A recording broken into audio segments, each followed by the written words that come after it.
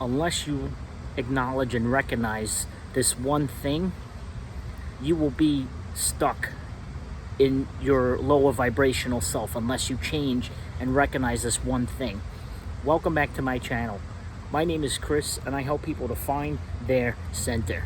In this video, I'm going to talk about the Celestine prophecy, one of the insights about core wounds and how to work through this if you want to manifest your best self, if you want to manifest your twin flame, step into your purpose and let go of old relationship wounds, let go of old core wounds, and truly step into your power. So for those of you that don't know, we're going through a spiritual awakening on the planet. It's known as the Great Awakening. A lot of people, starseeds, light workers, twin flames, went through awakenings when they were younger, when we were kids. And some people are going through it now. Earth herself is going through the Great Awakening. What that is when the atomic bomb went off, light workers and starseeds know that we're multidimensional beings that were existing in higher dimensions. Think like Harry Potter. We're able to do magic. We're able to do telekinesis, teleportation, telepathy. We're able to communicate telepathically. Think X-Men. Think Harry Potter. We're able to do these things at a higher dimensional state. And us beings, we're higher dimensional. We're all higher dimensional. Anyway, a call was put out by Earth herself when the atomic bomb went off in the 1940s. So now, Earth has had a veil of forgetfulness around her for a long time. Earth has free will, and when we come here, we choose to forget in order to play the game with free will.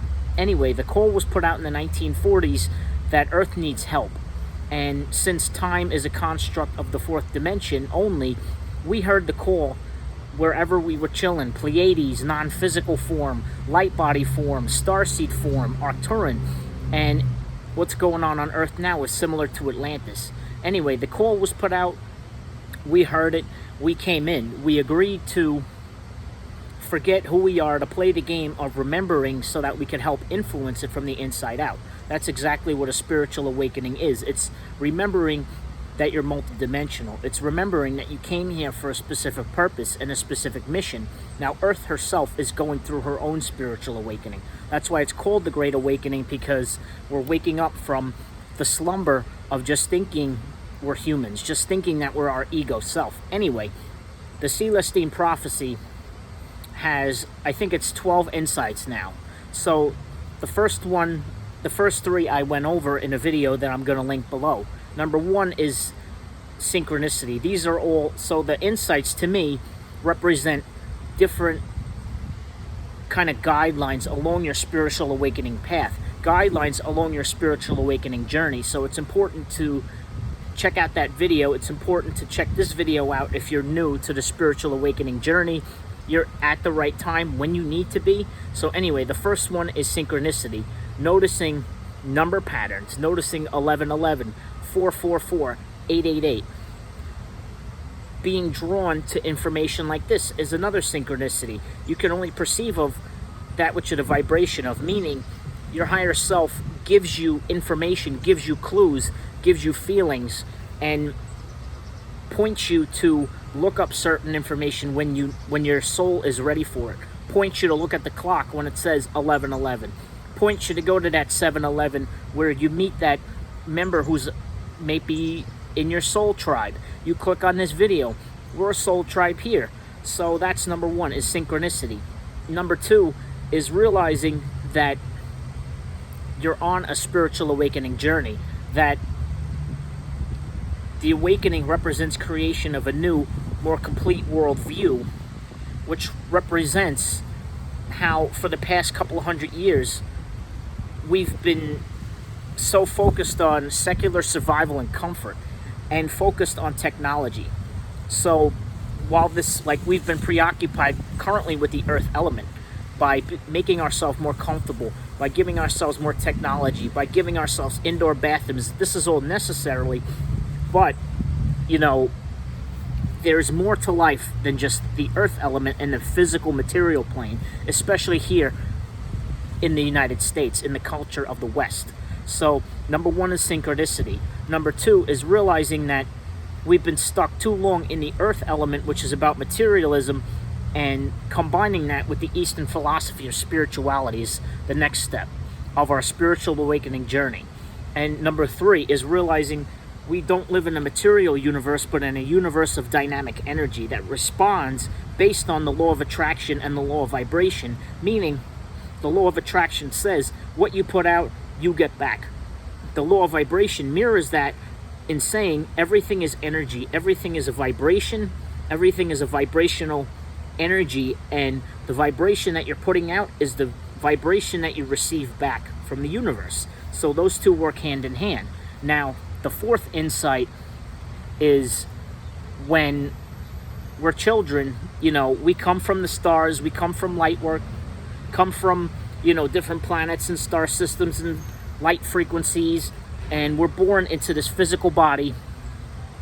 We start as non-physical, we're born in a physical body, and, we're babies. Then we start interacting with the world. Around, I'd say between 1 to 3 years old is when we start to develop our ego self, is when our ego starts to develop itself. So young babies are at their most prime. That's when we're really our most spiritual, is when we're born first. And our ego develops. You can even look some of this stuff up in psychology. Our ego development starts between the ages, I'd say 1 to 3. And that's when we start to notice patterns. That's when we start to pick up on the environment of those around us, in particular our parents. So we start to witness something called control dramas. That's the fourth insight, is something called the struggle for power. For too long on this planet, there's been some level of control. There's been some level of manipulation going on that's totally separate, but we're waking up from that, which is the Great Awakening. So there's a perception, and a current thing that we're overcoming is to look outside of yourself for power. It's to look to the news, to look to your parents, to look to teachers, to celebrities, to movie stars, to people on social media for some sort of validation. As we look at people outside of ourselves as the ones with all the power.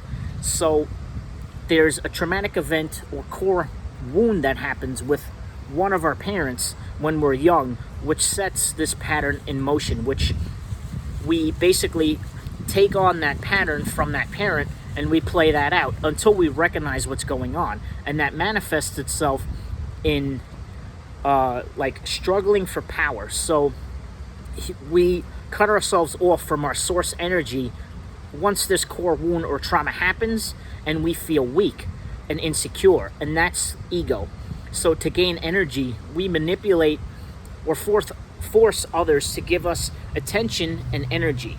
And whenever we dominate someone in this way, it's like being an energy vampire, an unconscious energy vampire, that when we steal energy from others, it feeds our energetic cycle, it weakens somebody else, and that person will fight back. So to recap, ego wound happens in young childhood when we're just starting to explore.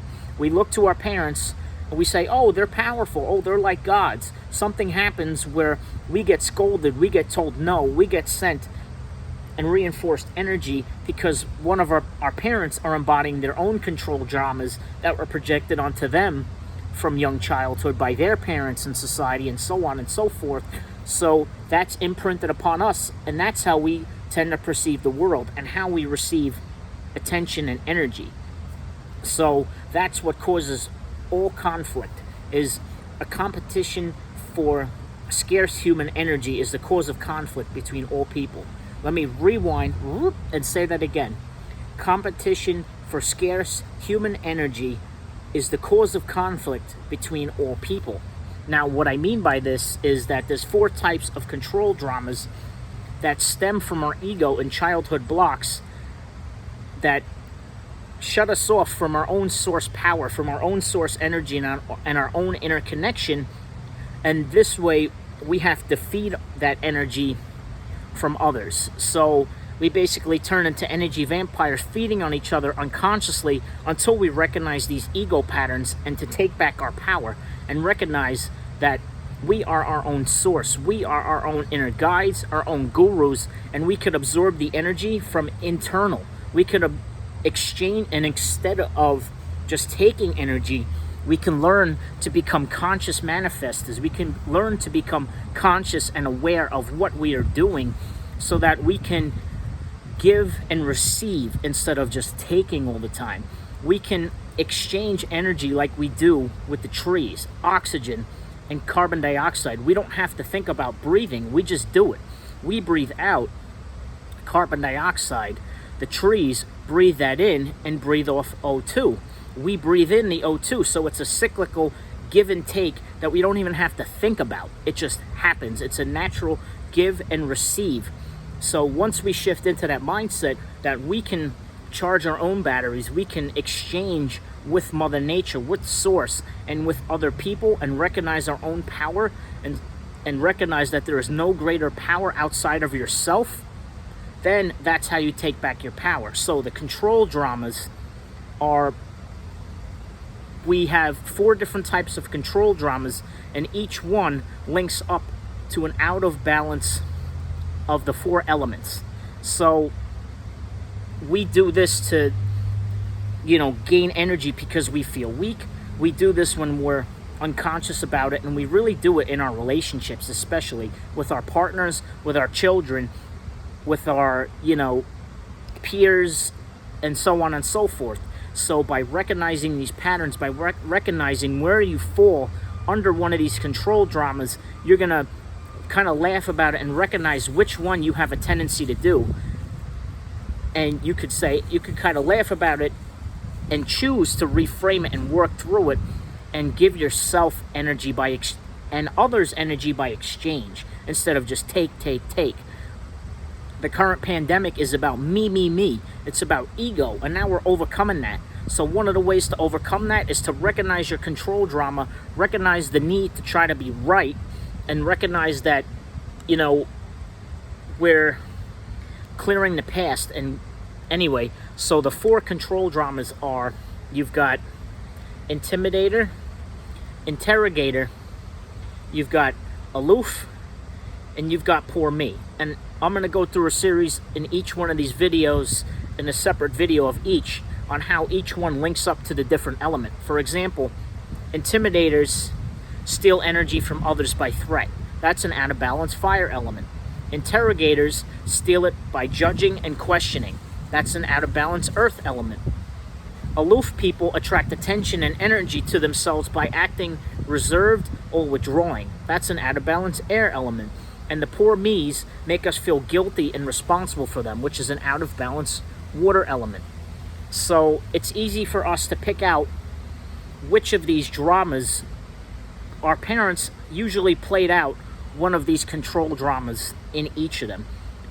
You may see maybe 1 or 2 predominant ones, but mainly one that they used on you when you were a child, and you tended to pick up on one of those in yourself, and you may be in a partnership or a relationship with somebody who plays out the control drama of your other parent. So that's an interesting phenomenon. Again, recap, rewind. Synchronicities number 1, noticing number patterns, is the first step on your spiritual awakening journey. Number 2, that we've been stuck in the West in a materialistic earth element Taurus kind of mentality for a long time. Work, die, and destroy, take.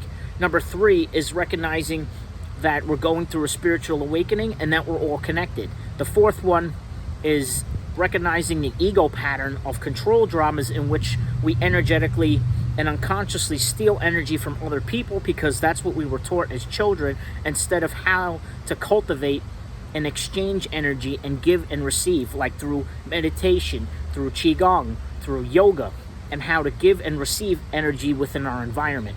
So again, by clearing out these control dramas, intimidator, which is threat and out of balance fire, interrogator, which is judgment, constant questioning, and pushing boundaries, earth, out of balance, earth. Aloof is when you avoid, you stay quiet, you go into, it's the classic nice guy, it's the recluse, it's hiding out and waiting for people to approach you so that you don't appear vulnerable, out of balance air. And number 4, poor me. You make people feel sorry for you. You try to manipulate others through making them feel responsible, which is out of balance water. So by recognizing these core wounds, these are also elements of core wounds from our parents that we inherit, and unless we become consciously aware of them, that's how we can take back our power, recognize that we're source energy, and generate and vibrate at our highest level. So again, give this video a thumbs up, comment, subscribe down below. Let me know where you are on your spiritual awakening path. Again, you've got synchronicity, you've got recognizing that we're moving from 3rd to 4th density, and that we're just more than these physical vessels. We're also spiritual beings. We're connected to all things, and overcoming our control dramas is the source, which is the source of all conflict. There's 2 types of currency in our world. You've got physical currency, which is money, gold. You've also got spiritual currency, which is chi, which is life force energy, which is why people steal and energetically vampire energy from other people, because we believe and we live in a culture where we have to steal from others in order to bring ourselves up and feel powerful, when the truth is that you are your own inner hero, you are your own guru, and inside you exists a wealth of energy, exists a wealth of, as Abraham Hicks says, being in the vortex is where all your high vibrational manifestations currently exist, but it's only up to you to tune into that. So by tuning into that and clearing out some of these old patterns, these core wounds based on control dramas, then you can step into and raise your vibration higher and higher. Raising your vibration is not about taking on more. It's about letting go and naturally letting yourself float up. And that's the way to do it, by clearing out core wounds, clearing out stuff from childhood that keeps you stuck in the stagnant energy. And another good way to do that is something called Ho'oponopono, which is 4 simple statements. I'm sorry, please forgive me, thank you, I love you. And that can help you clear out some of these core wounds. That can help you do some of the energetic work, because you need to do it physically, mentally, vibrationally, energetically, and I'm going to link it down below. It's infused with Reiki. It's awesome. I've done it, and do it for 21 days and watch your life begin to transform. I hope everyone has a beautiful and wonderful day. Peace.